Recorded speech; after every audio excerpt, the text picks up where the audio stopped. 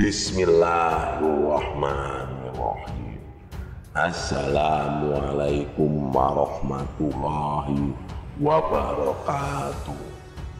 Sahabat Superpedia yang dimuliakan Allah, alhamdulillah dan terima kasih kepada yang sudah like dan subscribe.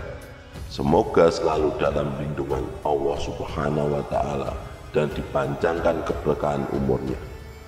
Mohon untuk menonton video ini sampai akhir agar tidak terjadi kekeliruan dan salah paham. Dalam video ini adalah nama samaran, takut menyinggung perasaan yang bersangkutan. Di video kali ini kita akan membahas kisah tentang seorang pemuda bernama Mustafa yang hidup sederhana di desa Sawangan, Blitar. Dia memiliki impian yang sangat mulia untuk naik haji. Dengan tekad yang bulat dan ketulusan hati, Mustafa menjalani setiap langkah hidupnya dengan penuh kesungguhan untuk mewujudkan impian tersebut. Namun takdir telah menyiapkan ujian yang tak terduga di sepanjang perjalanannya, yakni diantar oleh jin ke tanah suci. Sahabat seiman, tentang perjalanan luar biasa Mustafa dalam mengejar impian suci, naik haji, dan bagaimana ia menghadapi setiap rintangan dengan kekuatan iman dan ketabahan. Sebelum menyimak kisahnya, sempatkanlah menulis sholawat kepada Nabi kita di kolom komentar sebagai tanda penghormatan kita kepada beliau. Allah Subhanahu wa Ta'ala berfirman dalam surat Al-Ahzab ayat 56. Sesungguhnya Allah dan para malaikatnya bersolawat untuk Nabi. Wahai orang-orang yang beriman, bersolawatlah kamu untuk Nabi dan ucapkanlah salam dengan penuh penghormatan kepadanya. Di suatu desa Sawangan, Blitar, hiduplah seorang pemuda bernama Mustafa. Meskipun hanya seorang buruh tani yang hidup sederhana, Mustafa dikenal sebagai sosok yang rajin bekerja dan rajin beribadah, serta memiliki impian yang mulia, yaitu naik haji. Setiap menit hidupnya diisi dengan kesungguhan untuk mewujudkan impian tersebut. Mustafa, kenapa kamu begitu rajin menabung? Tanya seorang tetangga, melihat kebiasaan Mustafa yang jarang menghabiskan uangnya. Mustafa hanya tersenyum ramah. Saya bermimpi untuk pergi ke Baitullah, Pak. Naik haji adalah impian saya sejak dulu. Saya ingin menjalankan kewajiban agama dengan sepenuh hati. Tetangga itu mengangguk mengerti. Luar biasa Mustafa ini. Semoga Allah memudahkan jalanmu menuju sana. Mustafa menjawab dengan penuh keyakinan. Amin Pak, doakan aja ya Pak. Saya yakin dengan izinnya impian saya akan terwujud walaupun kelihatannya tidak mungkin. Setiap hasil kerja kerasnya tidak dihabiskan untuk kesenangan duniawi. Mustafa memilih untuk menabung setiap rupiah demi rupiah dengan harapan suatu hari nanti bisa menginjak kaki di tanah suci dan bisa sholat di Masjidil Haram. Seiring waktu berlalu dan dengan tekunnya, Mustafa mengelola keuangan yang ia miliki, mulai dari membeli beberapa ekor ayam, lalu berkembang ke kambing, hingga akhirnya memiliki kerbau. Setiap langkahnya diarahkan untuk mendekatkan diri pada impian ke tanah suci tersebut. Mustafa, kau benar-benar inspiratif, ujar seorang tetangga lainnya, mengagumi ketabahan Mustafa. Mustafa hanya tersenyum. Terima kasih, saya hanya berusaha mengikuti ajaran agama dan menggapai impian saya yang sejak lama ada di dalam hati saya. Kami doakan semoga Allah Subhanahu wa Ta'ala mempermudah segala urusanmu, sahut tetangga itu. Diikuti oleh anggukan setuju dari yang lainnya.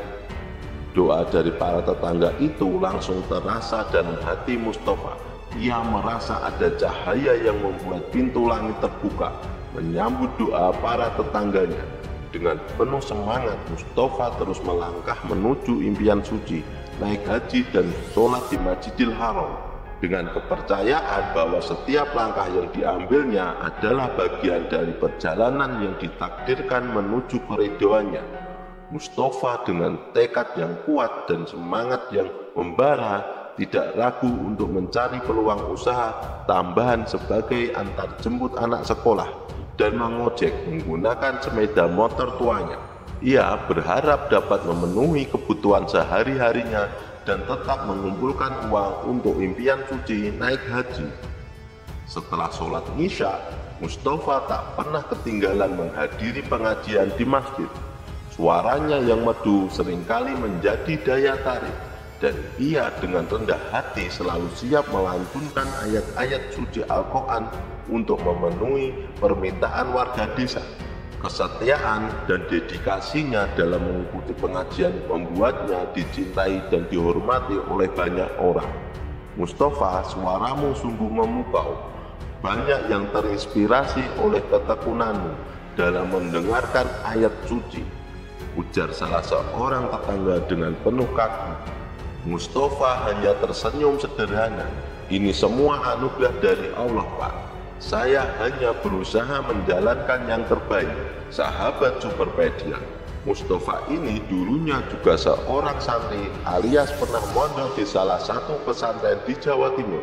Tak hanya itu, Mustafa sering diminta untuk mewakili Pak Kiai di desanya dalam berbagai acara keagamaan. Jika sang kiai tak bisa hadir dalam setiap kesempatan tersebut, amplop yang diterimanya menjadi tambahan untuk tabungan naik hajinya. Di desa tersebut juga tinggal 2 orang kaya, yaitu Haji Bejo dan Haji Rahmat, yang setiap tahunnya selalu menunaikan ibadah haji. Meskipun memiliki kekayaan berlimpah, mereka tetap rendah hati, dikenal karena kejujurannya dan dihormati oleh masyarakat. Pada suatu hari, Mustafa mendapatkan tawaran pekerjaan dari desa lain. Seorang pengusaha kaya bernama Pak Parlan membutuhkan bantuan di rumahnya. Mustafa setuju untuk bekerja di sana selama 1 tahun, membantu membersihkan rumah serta mengajarkan anak-anak mengaji. Kehadiran Mustafa di rumah Pak Parlan tidak hanya sebagai pembantu, tetapi mereka menjadi seperti keluarga. Mereka sering berbagi waktu bersama, bahkan hingga ke masjid untuk melaksanakan ibadah bersama. Pada salah satu malam Jumat, Pak Parlan mengajak Mustafa ke masjid untuk melaksanakan sholat tahajud. Usai sholat, Mustafa memohon kepada Allah Subhanahu wa Ta'ala dengan penuh kekhusyukan agar impian naik hajinya segera terwujud. Semoga Allah segera memudahkan jalanku untuk menunaikan ibadah haji, ucap Mustafa dalam doanya. Pak Parlan yang sudah menyelesaikan sholatnya tersenyum lembut. Insya Allah Mustafa, dengan keikhlasanmu pasti Allah Subhanahu wa Ta'ala akan mengabulkan doamu. Mustafa mengangguk penuh keyakinan, merasa kedamaian dalam hatinya. Impian suci naik haji semakin nyata baginya karena ia yakin Allah Subhanahu wa Ta'ala membimbingnya pada jalan yang benar. Kamu ini benar-benar berniat naik haji? Tanya Pak Parlan dengan serius. Mustafa menjawab dengan rendah hati, Insya Allah itu hanya impian saya sejak dulu, Pak. Namun itu tergantung pada ketentuan rezeki dari Allah. Pak Parlan tersenyum. Itu hal yang mudah, Mustafa. Aku punya cara dan kamu bisa ikut cara saya. Alhamdulillah, kata Mustafa dengan rasa bersyukur. Pak Parlan melanjutkan, setiap Jumat aku selalu sholat Jumat di Madinah. Kamu boleh saja tidak percaya, maka dari itu kamu harus ikut. Namun ada syarat-syarat yang harus kamu penuhi. Pertama, kamu tidak boleh memberitahu siapapun sebelum kita tiba di Masjid Nabawi. Kedua, kamu harus menutup mata selama aku menggendongmu dan hanya boleh membuka mata setelah aku memberi isyarat. Bagaimana Mustafa? Apakah kamu sanggup memenuhi syarat-syarat ini? Mustafa mengangguk, menunjukkan bahwa ia siap memenuhi syarat-syarat tersebut. Ingat, jika kamu melanggar akan ada konsekuensi yang harus kamu tanggung. Mustafa berpikir sejenak, merenungi syarat-syarat yang diajukan. Meskipun penuh dengan keraguan, keinginan untuk mewujudkan impian suci naik haji membuat akhirnya menyetujui syarat-syarat tersebut. Dengan hati yang berdebar-debar, Mustafa memutuskan untuk mengikuti petunjuk Pak Parlan demi meraih impian yang begitu mulia. Malam berikutnya yang bertepatan dengan musim haji, Mustafa dijemput oleh Pak Parlan untuk memulai perjalanan menuju ke Tanah Suci. Dengan hati yang penuh harap dan doa, Mustafa digendong di punggung Pak Parlan. Suara azan memenuhi udara menggetarkan hati Mustafa. Setelah beberapa saat, Pak Parlan memberi isyarat dan Mustafa membuka matanya perlahan. Dengan mata terbelalak penuh kekaguman dan keheranan, Mustafa tidak bisa menahan air mata kebahagiaannya. Dalam keheningan malam, doa syukur meluncur dari bibirnya, mengalir deras seperti air sungai yang mengalir dengan lancar.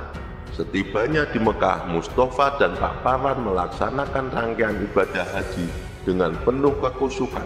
Di antara kerumunan jutaan jamaah, mereka merasakan keagungan dan kebersamaan dalam menyampaikan ibadah kepada Allah Subhanahu wa Ta'ala, terutama saat melaksanakan ritual melempar jumroh. Mereka bertemu dengan tetangga mereka yang kaya raya, Haji Bejo dan Haji Rahmat. Pertemuan singkat itu memberi kesempatan bagi mereka untuk bertukar cerita dan berbagi kebersamaan. Setelah selesai perjalanan ibadah haji, Mustafa dan Pak Parlan kembali ke tanah air dengan cara yang sama seperti saat berangkat. Seminggu setelah mereka tiba di tanah air, Pak Parlan memberitahu Mustafa bahwa ia akan diantar pulang ke kampungnya karena masa tugas di rumahnya sudah selesai. Pak Parlan terima kasih atas segalanya, ucap Mustafa dengan tulus. Saya tidak akan pernah melupakan kebaikan dan bimbingan yang telah Bapak berikan kepada saya. Pak Parlan tersenyum. Kamu adalah saudara bagi saya, Mustafa. Saya berharap impianmu untuk naik haji telah terwujud dengan baik. Mustafa diberikan oleh-oleh khas Arab Saudi dari Pak Parlan sebagai kenang-kenangan. Sebelum pulang ke rumahnya, Mustafa disambut dengan sukacita oleh keluarga dan tetangganya.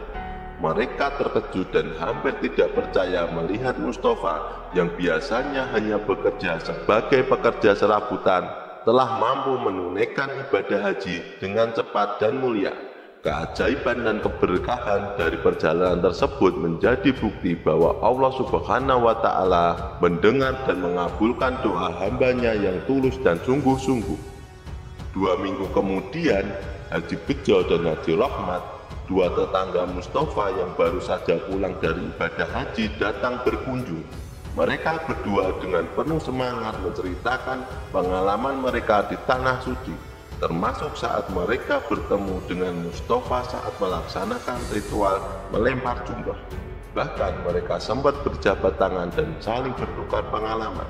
Kedatangan mereka memberikan kepercayaan kepada keluarga dan tetangganya bahwa Mustafa memang baru saja menunaikan ibadah haji. Sebulan berlalu, Mustafa merasa berhutang budi kepada Pak Parlan dan memutuskan untuk berkunjung ke rumah mantan majikannya itu.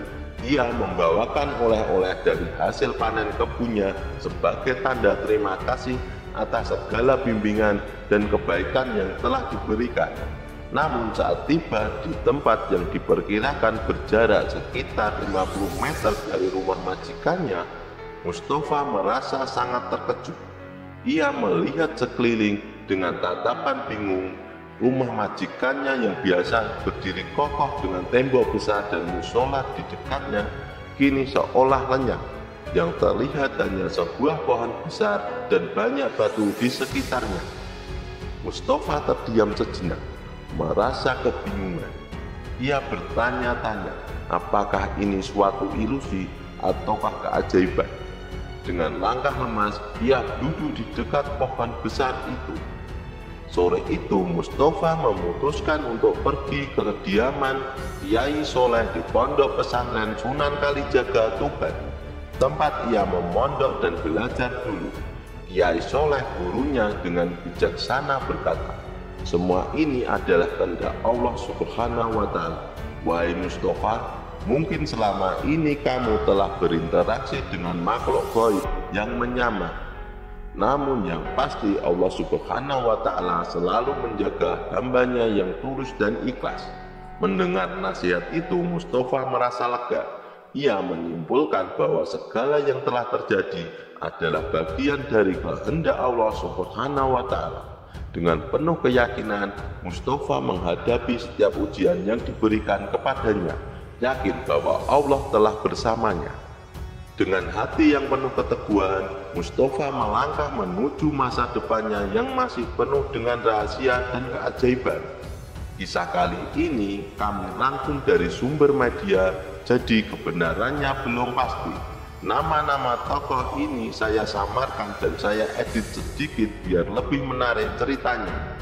Mohon maaf apabila ada kekeliruan yang terdapat dalam kisah ini, karena maksud dari video kali ini adalah agar kita dapat mengambil hikmah atau pelajaran penting dan senantiasa terjaga dari mara bahaya dan kekufuran. Semoga kisah ini bermanfaat. Yang benar datangnya dari Allah Subhanahu wa Ta'ala. Kekurangan dan kesalahan datangnya dari saya pribadi sebagai manusia biasa. Sampai jumpa di kisah selanjutnya. Saya akhiri. Wassalamualaikum warahmatullahi wabarakatuh.